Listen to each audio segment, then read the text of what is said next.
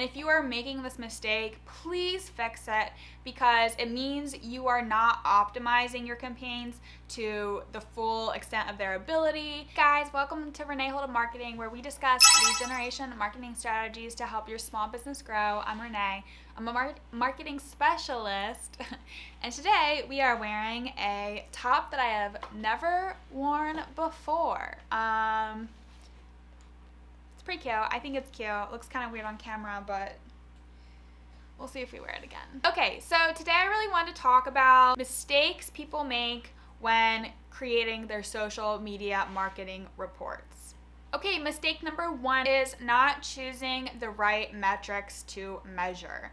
So if you are creating reports, that's great, but in addition to creating and doing measuring in general, you want to make sure you're picking the right key performance indicators or KPIs to measure for your industry and your specific campaign. Engagement metrics are really the key metrics that show whether or not your content is resonating with your following, like shares, likes, comments. So any kind of engagement back and forth between you and your following is a sign that your strategy is working. So that is what you really want to measure. Okay, mistake number two is not considering the actual feedback that you are getting from your audience. Reporting and analyzing the results of your campaign isn't just about the numbers, it's also about what your audience is literally saying. For example, if you're getting a lot of engagement, basically comments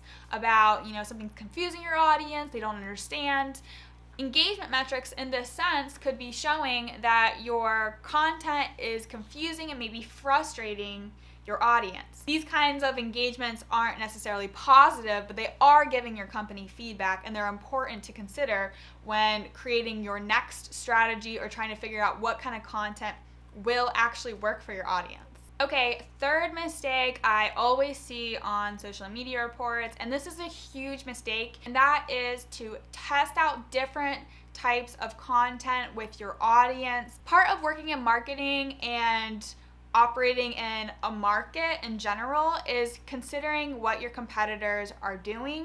And if your competitor is coming up with fire content and you have been doing the same thing for 2 years, it might mean that your audience is getting bored. And the last mistake I want to talk about is not reviewing the engagement metrics on your landing page. So this tip is kind of only applicable if you are using landing pages. Landing pages are website pages outside of your actual website and your menu on your website that help customers transition from social media, ads, wherever they're coming from, to your website.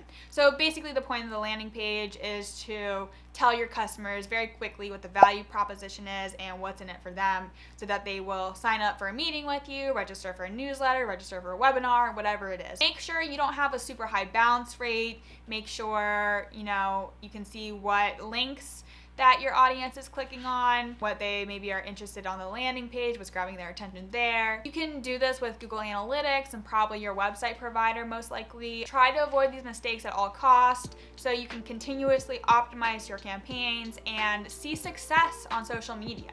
If you have any questions about social media strategies for business, please comment them down below and subscribe. Thanks, bye.